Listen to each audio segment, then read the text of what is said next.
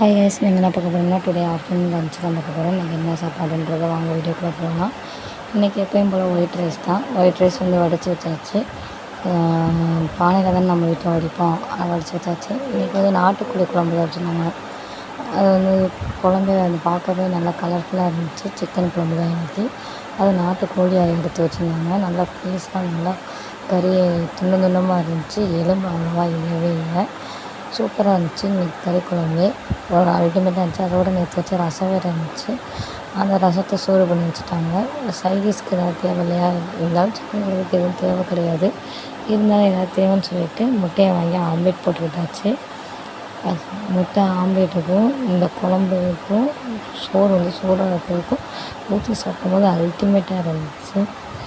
அது சுட சுட சோறில் இந்த குழம்பு ஊற்றி சாப்பிடும்போது சூப்பராக இருந்துச்சு. இன்றைக்கி சாப்பாடு என்னென்னா ஒயிட் ரைஸு, நாட்டுக்கோழி குழம்பு, ஆம்லேட்டு, ரசம். இன்றைக்கி சாப்பாடு நம்ம வீட்டில் இருந்தால். உங்கள் வீட்டில் என்ன சாப்பாடுன்றதை மறக்காமல் கமெண்ட் பண்ணுங்கள். நம்மளுக்கு இன்ட்ரெஸ்டான வீடியோ பார்க்குறதுக்கு மறக்காமல் நம்ம சேனலை சப்ஸ்கிரைப் பண்ணிக்கோங்க.